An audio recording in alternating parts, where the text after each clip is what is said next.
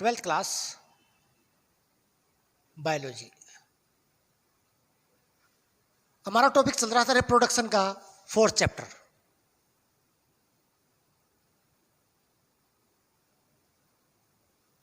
Reproductive health problem, और हम कर रहे थे contraception technique.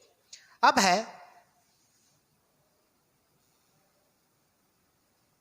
Permanent method of contraception. Pregnancy को रोकने के परमानेंट मेथड। अभी तक जो हमने किए वो लगभग क्या थे, टेम्परेरी थे। अब परमानेंट मेथड में सबसे पहले काउंट होता है वसेक्टोमी। क्या काउंट होता है? वसेक्टोमी।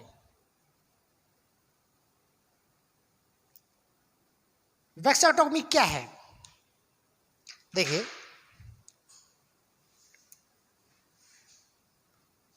ये मेल का टेस्टिस, यहां पे सपम प्रोड्यूस होते हैं, और यह एपिडिडमाइस से होते हुए, यह फ्लोपियन ट्यूब से होते हुए, किससे होते हुए? फ्लोपियन ट्यूब से होते हुए, ये एम्फुला पार्ट आ गया, यहां से इनके जरिए, यूरेथ्रा के जरिए पेनिस तक पहुंचते हैं। सिंपली मेल के रिप्रोडक्टिव सिस्टम में वेसेक्टोमी में हम क्या करते हैं, फ्लोपियन ट्यूब को यहां से मान लिया कट करके, और सर्जिकल धागे के साथ क्या कर दिया, बाइंड कर दिया। इससे क्या होगा, यहां सपम तो प्रोड्यूस होंगे लेकिन वो इसके अंदर नहीं जा पाएंगे, यानी कि आगे ट्रांसफर नहीं हो पाएंगे। तो इजैकुलेट जो निकलेगा वो विदाउट सपम होगा। क्या होगा? विदाउट सपम। इसे क्या बोलते हैं? वेसेक्टोमी। क्या बोलते हैं? वेसेक्टोमी। तो it is a surgical method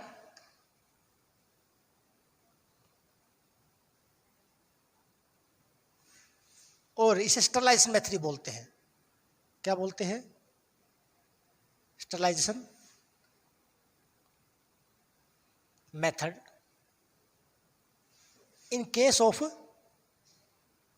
mail. किसके केस में? मेल के केस में ये होता है। इन दिस मेथड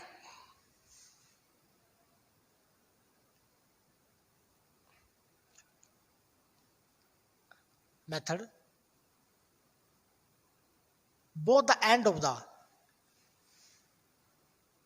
फिलिप क्या होता है, वासा डिफरेंस को क्या क्या होता है, cut and bind it with the surgical third, with the surgical third. Surgical धागे के साथ क्या कर दिया जाता है, बाइंड कर दिया जाता है, सो दैट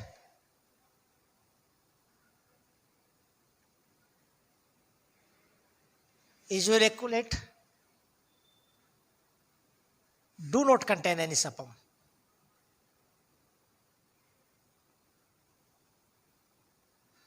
तो जो इजैकुलेट निकलेगा उसमें कोई सपम नहीं होगा, and there is no chance of fertilization. Chance of fertilization, अगर इजैकुलेट में सपम नहीं होगा तो फर्टिलाइजेशन का चांस भी क्या होता है इसमें, ना के बराबर होता है। ठीक है। वेसेक्टोमी दो टाइप के होते हैं। वेसेक्टोमिक टाइप फर्स्ट जो है उसको बोलते हैं कन्वेंशनल वेसेक्टोमी।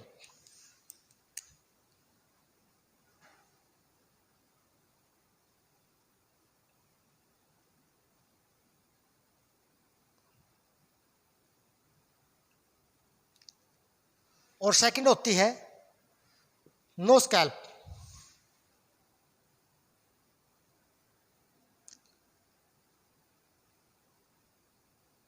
वेसेक्टोमी। ठीक है। वेसेक्टोमी दो टाइप्स की होती है।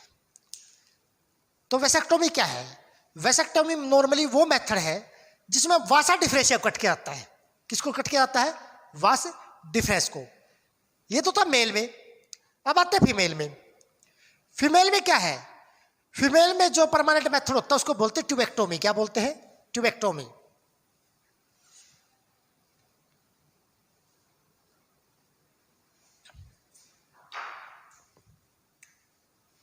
सेकंड परमानेंट मेथड है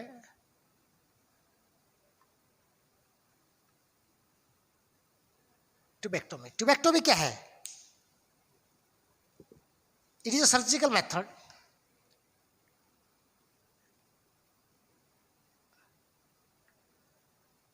और sterilisation method.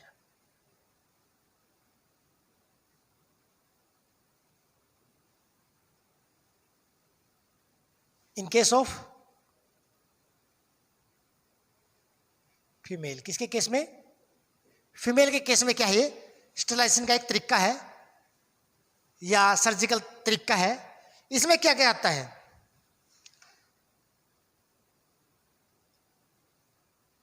In this method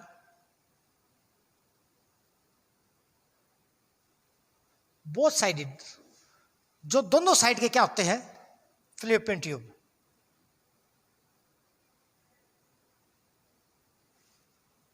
दोनों साइड के फ्लोपियन ट्यूब को क्या कर दिया जाता है? लिगेटेड और बाइंड और टाइड अप। किसके साथ?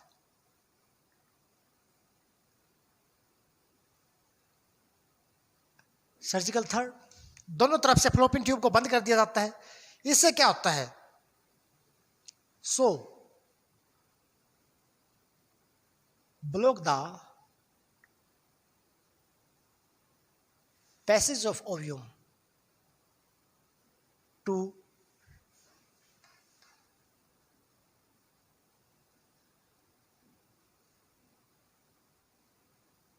Site of fertilisation. ठीक है, या फिर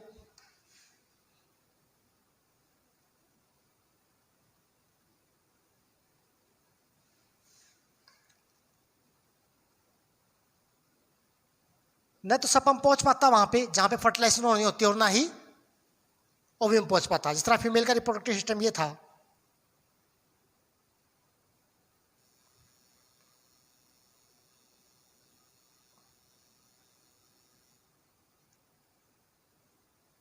ठीक है, अब यहां से सपम आते हैं, यहां से फ्लोपियन ट्यूब को काट के क्या कर दिया? बाइंड कर दिया, स्कैप कर दिया। अब यहां से मान लिया सपम आ भी गए। अब ओवरी है, ओवरी से ओव्यूम यहाँ पे है, सपम यहाँ पे, लेकिन ये ऐसे क्या है? बंद है यहाँ से, तो दोनों का मिलन तो नहीं हो पाया, मेल और फीमेल गेमेट का। तो फर्टिलाइजेशन के चांस ना के बराबर। इसमें फर्टिलाइजेशन का कोई चांस नहीं होता। बट इसमें रीयूनियन दोबारा ठीक होने के चांसेस क्या होते हैं? बहुत कम होते हैं। इसके बाद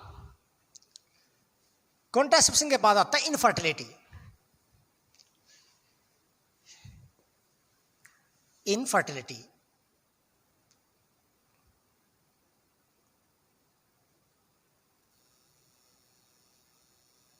इनफर्टिलिटी का मतलब क्या है? इनफर्टिलिटी का मतलब है नपुंसकता, सिंपल शब्दों में। यानी कि कारण चाहे कोई भी हो, किसी भी कारणवश जो कपल होते हैं वो अगर बच्चे पैदा करने में सक्षम ना हो तो उसे क्या बोलेंगे? इनफर्टिलिटी। यानी कि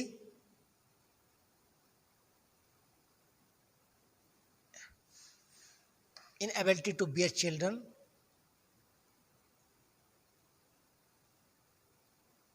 even after the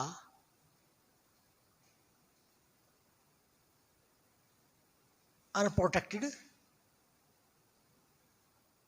sexual activity. Biological language में ये बोलेंगे हम। यानी कि उन्होंने सेक्सुअल एक्टिविटी के दौरान कोई प्रोटेक्शन इस्तेमाल नहीं की, लेकिन इसके बावजूद भी वो माँ बाप नहीं बन पाए, बच्चे पैदा नहीं कर पाए, तो इसे क्या बोलते हैं? इनफर्टिलिटी। क्या बोलते हैं? इनफर्टिलिटी। इनफर्टाइल मेल भी हो सकता है, फीमेल भी हो सकता है, नपुंसक कोई भी हो सकता है। सबसे पहले पढ़ेंगे infertility in male.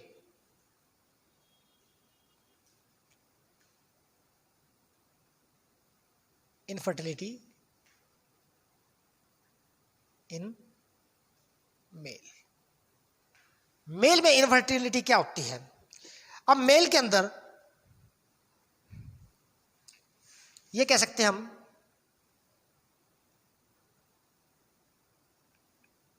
inability to provide functional सपम। अगर मैं किसी कारणवश एक अच्छा सपम जो कि फर्टिलाइज कर सके, ऐसे सपम को प्रोड्यूस करने में क्या होता है, अनेबल होता है, या एक फंक्शनल सपम पैदा नहीं कर पाता, तो उसे क्या बोलते हैं, इनफर्टिलिटी इन मेल। इसके रीजन क्या क्या हो सकते हैं? मेल में इनफर्टाइल होने के रीजन, पहला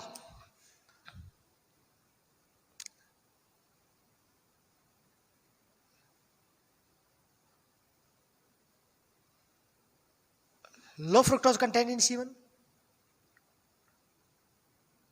या तो सीमन के अंदर फ्रुक्टोज की मात्रा क्या हो, कम हो, या फिर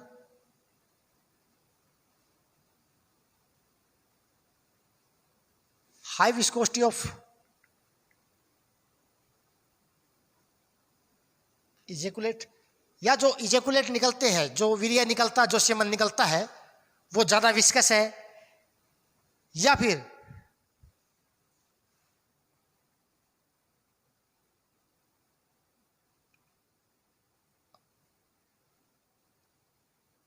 लेस नंबर ऑफ सपम, या फिर जो उसका इजेकुलेट है उसमें सपम की मात्रा क्या है, कम है।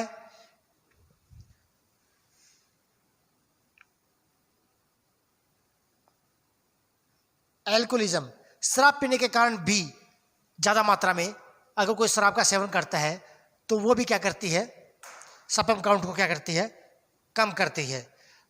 या फिर ड्यू टू गोनोडोट्रोफिन डेफिशिएंसी हो सकता है, जो गोनोडोट्रोफिन हार्मोन है वो सही मात्रा में ना बनते हो, या फिर मैं कह सकता हूं थायराइड डिसफंक्शन,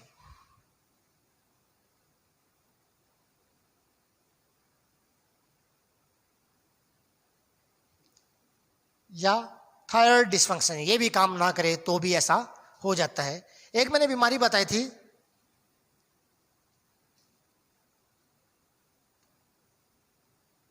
क्रिप्टोसिडियम, स्टार्टिंग में थर्ड चैप्टर के स्टार्टिंग में, यानी कि अगर testis not descend into the सक्रोटम, अगर टेस्टिस सक्रोटम के अंदर ठीक तरह से मौजूद ना हो, तो ये जितने भी दिए हैं ये सारे कारण हो सकते हैं, इनमें से कोई भी कारण हो सकता है मेल में इनफर्टाइल होने का। इसके बाद हम देखते हैं infertility in case of female. Female में भी मैंने स्टार्टिंग में कहा था आइदर द मेल और the female can be infertile. Infertile कोई भी हो सकता है, मेल भी हो सकता है, फीमेल भी हो सकता है। अब करते हैं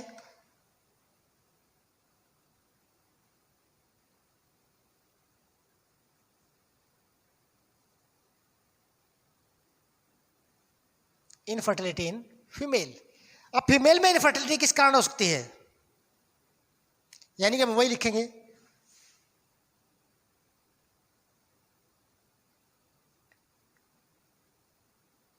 inability to bear an functional ovum.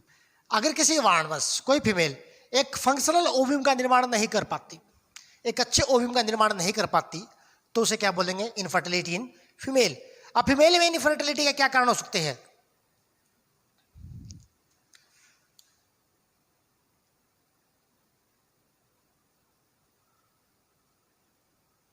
First एनोवुलेशन, यानी कि नो ओव्यूम फॉर्मेशन। ओव्यूम एक कारण तो ये हो सकता है कि फीमेल के अंदर ओव्यूलेशन होता ना हो, ओव्यूम फॉर्मेशन ना होता हो, या फिर oligo ovulation,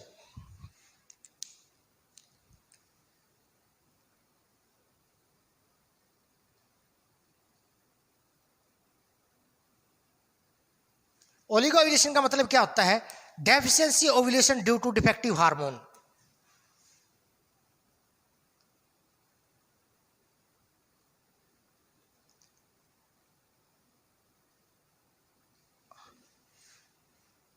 due to deficiency of some hormones।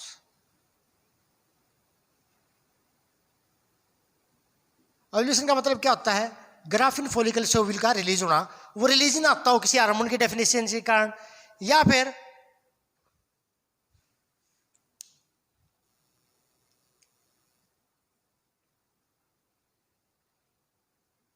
If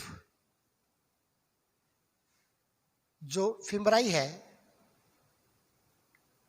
जो फ्लोपियन ट्यूब का इन्फंडिबुलम का फर्स्ट पार्ट होता है, do not pick up ovum from ovary,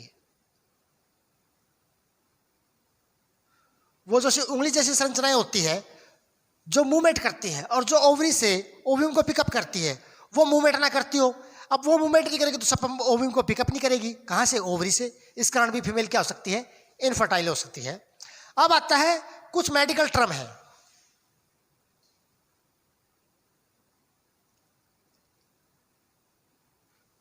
जिनको कई बार पूछ लिया जाता है। फर्स्ट,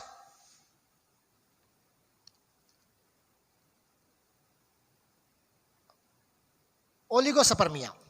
ओलिगोस्पर्मिया क्या होता है? Low sperm count.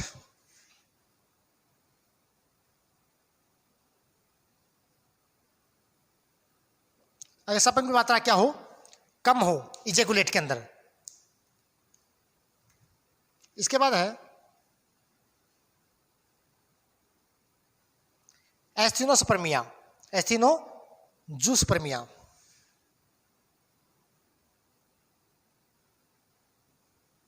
एस्थीनोजूस्पर्मिया क्या होता है? Low sperm motility.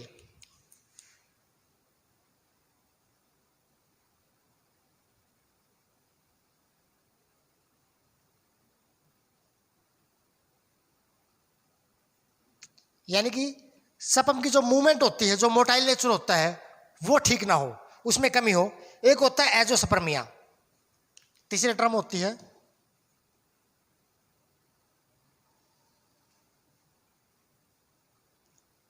Azoospermia. Azoospermia का मतलब क्या होता है? अब्सेंस ऑफ स्पर्म, किसी के अंदर स्पर्म फॉर्मेशन होती ना हो।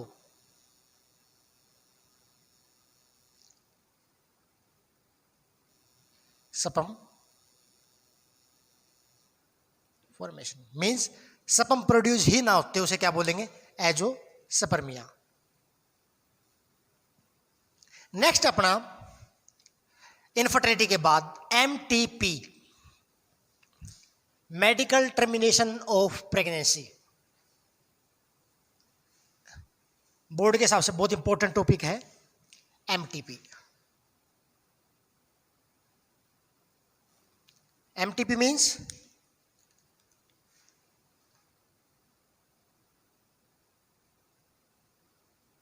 Medical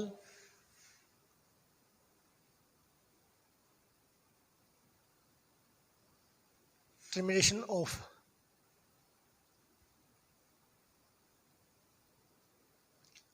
pregnancy.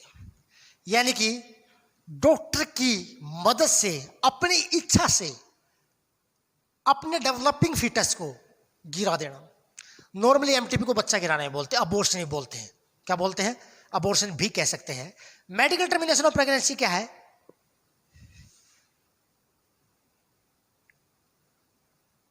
It is the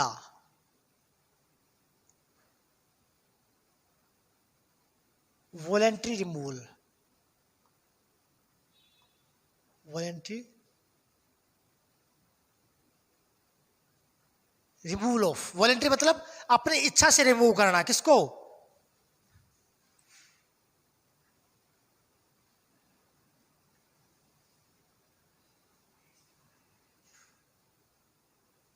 pregnancy को। अपनी इच्छा से प्रेगनेंसी को क्या करना? रिमूव करना। Before the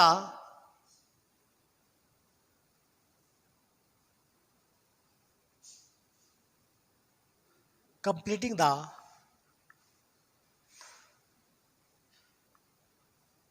development of fetus. Means बच्चे की डेवलपमेंट कंप्लीट होने से पहले अपनी इच्छा से अपनी प्रेगनेंसी को क्या कर देना? रिमूव कर देना। क्या कहलाता है? एमटीपी। ठीक है। अब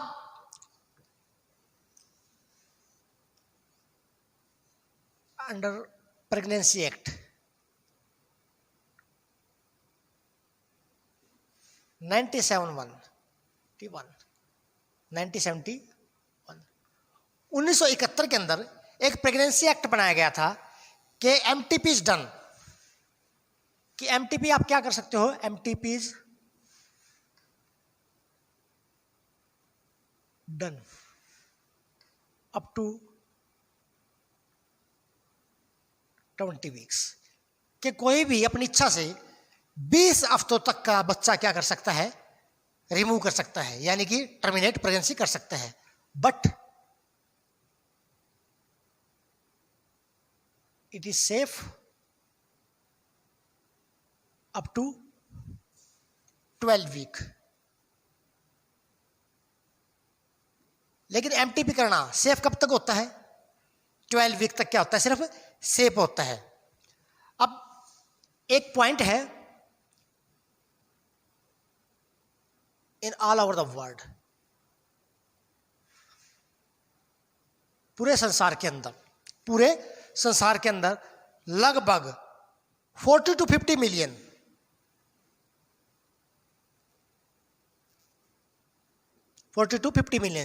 40 से 50, ठीक है, एमटीपी डन, एमटीपी की जाती है, यानी कि इतने बच्चे हर साल लगभग क्या कर दिए जाते हैं, अबॉर्ट कर दिए जाते हैं। सबसे पहले एडवांटेज ऑफ एमटीपी, एमटीपी जो करवाते हैं इसका एडवांटेज क्या है। Number 1, get rid of unwanted pregnancy,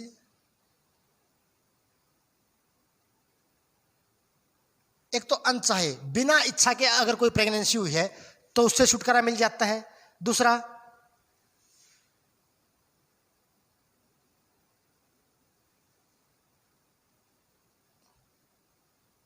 control population. अब अंदाजा लगाओ, अगर ये वर्ल्ड वाइड हर साल इतनी एमटीपी ना होती तो आज पूरे वर्ल्ड की जनसंख्या क्या होती। तो हम ये कह सकते हैं कि पॉपुलेशन को एक बड़े तरीके पे कंट्रोल किया गया है। इसके बाद है reason for MTP,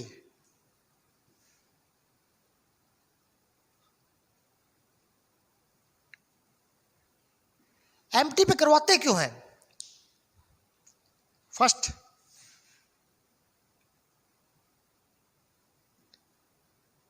in rape cases, जहां किसी के साथ रेप होता है तब प्रेगनेंसी को क्या किया जाता है, अबॉर्ट किया जाता है, ठीक है, ड्यू टू अनप्रोटेक्टेड सेक्स। अगर कोई माँ बाप नहीं बनना चाहता बट किसी कारणवश प्रोटेक्शन ना यूज करने के कारण क्या हो चुकी हो, प्रेगनेंसी ठहर गई हो, या फिर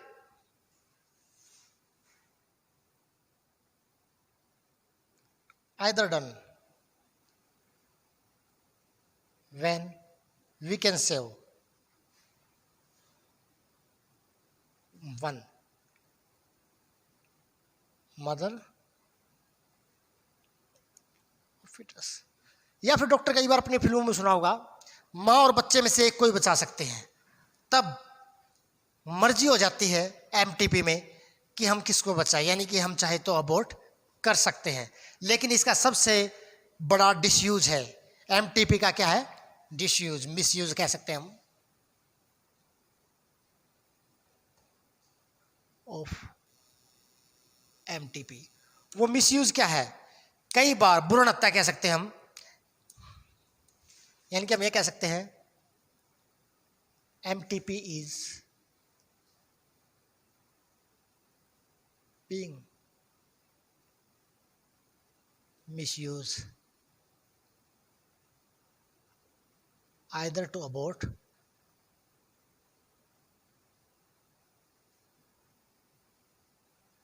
normal female fetus,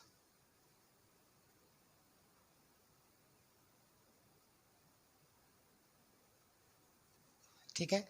कई बार प्रेगनेंसी के टाइम पे पता लग जाता है किसी को कि आने वाला बच्चा फीमेल है, तो वो एमटीपी का फायदा उठा के, इस 1971 का फायदा उठा के उस बच्चे को क्या कर देते हैं, अबॉर्ट कर देते हैं। अब एमटीपी के दौरान ड्रग्स कौन सी इस्तेमाल की जाती है?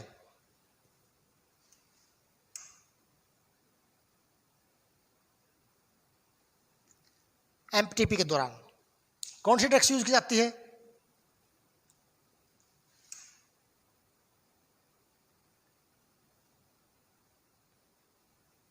मिसोप्रोस्टॉल्स, ठीक है, और plus माइप्रिस्टोन, plus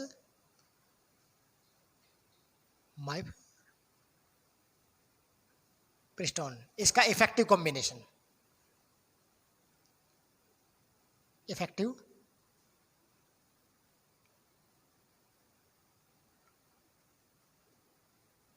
combination is used for the MTP.